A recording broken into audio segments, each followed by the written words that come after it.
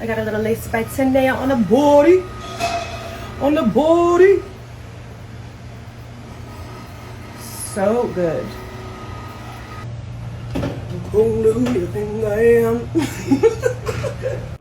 The Swift Kelce universe is doing everything short of setting off fireworks. First up, fans are convinced Kayla Nicole just dropped a Halloween costume so shady it deserves its own weather advisory. Next, insiders claim Taylor and Travis's upcoming wedding could basically print money, with a rumored mega deal on the table. And then, stealing Halloween entirely, Ripa and Mark Consuelos pop out in hilariously spot-on Swift Kelce couple costumes that had the internet wheezing. If you're one of the millions responsible for racking up 18.4 billion minutes of love. Meanwhile, Taylor skips Travis's away game against the Bills, sending fans into detective mode, and finally, Travis himself turns Chaos King, goading Bills fans as he walks into the locker room hurt, because of course he does. The locker room earlier, he keeps saying, I love it, as I give him a little bit. So Halloween rolls around, and while everyone else is arguing about whether candy corn is edible or a crime, Kayla Nicole decides to drop a bombshell of her own. And honestly, she isn't just popping out in a cute costume, she's delivering a whole dissertation in petty, wrapped in glitter and attitude. Insiders swear the internet practically levitates when she hits Instagram dressed as Tony Braxton from the He Wasn't Man Enough era. Yeah, that song. The one that has I Said What I Said energy baked into every beat. Fans immediately start connecting the dots like it's a conspiracy board. Travis, Taylor, the engagement, the drama, the lyrics. Suddenly everyone's convinced Kayla just fired a stylish little missile straight at the Kelce Swift household. She drops the look, owns every frame of the photo shoot, and her comment section turns into a virtual popcorn stand. Okay, you guys, fun fact about my look. The last person to wear this dress, the one and only, drumroll please, Tony Braxton. Shut your mouth, bro. People are talking about last laugh energy, calling the move savage, and playfully asking if someone needs to check on TayTay. Even the photographers get hyped because honestly the shots are fire. But the timing? Oh, the timing is great. Because Miss Swift recently released a track, Opalite, with a few lines that had fans squinting like, oh, she's talking about Kayla, isn't she? Insiders whisper that the lyrics hint Kayla was more about the clout than the connection back when she and Travis were a thing. Whether that's true or just fandom imagination running wild, the internet absolutely eats it up. What makes this even funnier is that Halloween seems to be Kayla's favorite season for spicy revenge. She's done this before. Last year, she hinted on a podcast that she once dressed up as Teyana Taylor after Iman Shumpert allegedly dumped her via text. She didn't drop names, but she didn't need to. The internet did that homework in under 5 minutes. I was dating a guy, and he dumped me through a text message. And he dumped me for this singer/actress who was famous at the time. Dumped me for her. And Teyana? Yeah, she had words calling the whole thing distasteful before deleting the comment.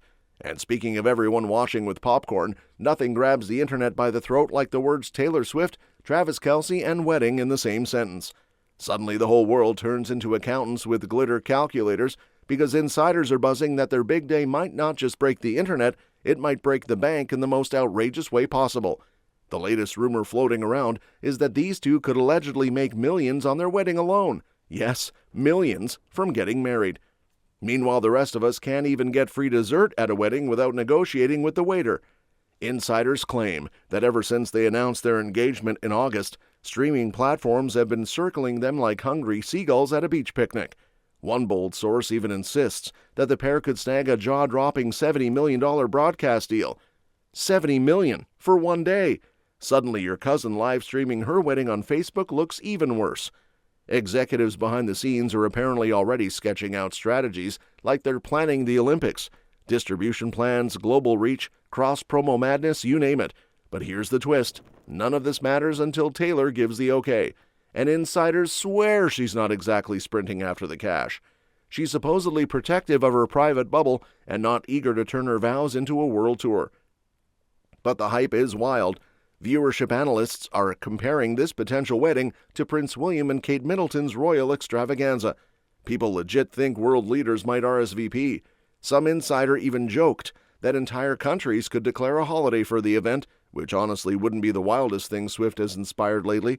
But while some folks are busy predicting royal-level guest lists and imagining world leaders lining up for canapes, the universe decides to toss in a lighter, goofier twist, courtesy of the one couple who treat Halloween like it's the Met Gala of comedy, Ripa and Mark Consuelos. And honestly, these two show up every year like they have something to prove, and this year, they absolutely demolish the assignment. They don't just dress up, they transform. The moment they step out in their first look, the internet does a collective double-take. Kelly appears in a blonde wig with bangs so accurate, people swear she robbed Taylor's glam room. Meanwhile, Mark strolls in sporting fake facial hair that practically screams, "I yell on the football field for a living." And the cherry on top? They recreate the whole New Heights podcast setup. Not the vibe, not the essence, the whole thing. Microphones, props, postures, everything short of Travis actually walking and saying, "Let's get into it, big guy." Welcome back to our new Frights Halloween Show podcast. Then, when fans are already reeling from the accuracy, these two go, "Wait, there's more," and hit everyone with a second couple's costume. This time they recreate Taylor and Travis's engagement photos. Floral backdrop, nailed. Lighting, nailed. Pose, nailed so hard people start zooming in like, hold on, did they sneak into the actual backyard? Social media goes wild, and suddenly comment sections are an unhinged mix of OMG identical, they do this too well, and okay, at this point they're just in the Swiftie Hall of Fame. One fan even jokes it's basically a family tradition for Kelly and Mark now, since they've been doing Swift Kelce costumes for 3 years straight. Commitment level, Olympic. Costume accuracy level, suspiciously professional. Honestly, if Taylor and Travis ever need stunt doubles for a movie, a music video, or even a Super Bowl ad, they know exactly where to call. And while Kelly and Mark are winning the costume Olympics, the actual Taylor Swift is busy doing what she does best, living her life quietly while the entire planet screams her name anyway. Case in point, everyone expected her to pop up at Travis Kelce's away game against the Buffalo Bills, but nope, Miss Swift decided to sit this one out, and honestly, the internet handled it with the emotional stability of a wet paper towel. People spend Sunday scanning every stadium camera, every audience pan, every blurry crowd shot like they were searching for Bigfoot in a red lip. But Swift, nowhere. Not a wig strand. Not a sleeve. Not even a suspiciously sparkly silhouette. The Chiefs lost 21-28, and fans started spiraling. Like, of course they lost. The good luck charm stayed home. Meanwhile, insiders calmly remind everyone that she usually skips away games anyway because, plot twist, her security team would like to not age 20 years in one afternoon. She had just been seen grabbing dinner in New York City on Thursday, which is only a 6-hour drive from the stadium, and that alone was enough to send Swifties into detective mode. But the truth is way less dramatic than TikTok wants. She tends to only attend home games, and yes, it's all about safety. Insiders explained ages ago that she doesn't go anywhere unless her team has basically inspected the place like they're searching for buried treasure. Even at the home games she does attend, she's been keeping things low-key this season. No stadium entrance shots, barely any broadcast cutaways, and absolutely zero Taylor sipping her drink and clapping politely moments, which the NFL used to treat like rare wildlife footage. Another source even mentioned she's intentionally toning it down because the attention was getting too excessive, and honestly, that's fair. Imagine trying to watch your boyfriend work while the entire internet live critiques your facial expressions. But don't worry, she's still fully locked in on Travis's games even when she's not physically there. She said during her last Tonight Show appearance that her mind was on the Chiefs during an away game, proving that even while she's chatting with Jimmy Fallon in full glam, she's basically running emotional play-by-play in her head. But while Taylor is off being a stealthy superstar, her man is giving the Buffalo Bills fan base a whole Broadway performance, bruises and all, because Travis Kelce doesn't just take a hit. He takes a hit, gets up slowly like an action hero in a dramatic slow-mo sequence, and then immediately turns it into a WWE villain. The man walks off the field hurt, cupping his ear at the Bills fans like, "Tell me more, I thrive on this chaos," while everyone else watching is clutching their pearls, screaming, "Sir, are you okay?" It all happens seconds before halftime. He gets absolutely folded in the end zone. Linebacker Cole Bishop drills him so hard you could practically hear every Chiefs fan's soul leave their body. Then another defender helps him to the ground with a shove like it's customer service, and he asks to speak to the manager. Kelce stays down for a moment, clearly hurting, and trainers swarm him like pit crew at the Indy 500.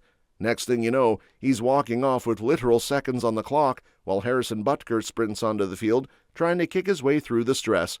And yet, as he's headed to the locker room, instead of limping quietly like a normal injured human, Kelce cups his ear at Bills fans and mouths something suspiciously like, "I love it." The locker room earlier, he keeps saying, I love it, as I give him a little bit. This man is pure chaos energy.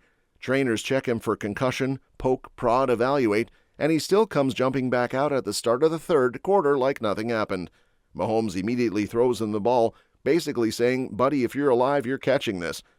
The Kelce-Mahomes mind-reading magic shows up again later when Travis grabs a 27-yard catch after Mahomes runs around looking like he's trying to escape a swarm of bees. But despite the comeback energy, the Chiefs spend the day being aggressively mid.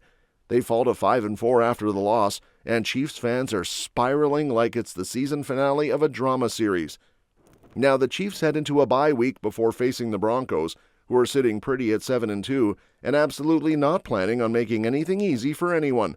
Travis better ice up, hydrate, and maybe stop taunting entire stadiums while slightly injured, but honestly, we know he won't. That's all for this video, folks. We'll see you next time.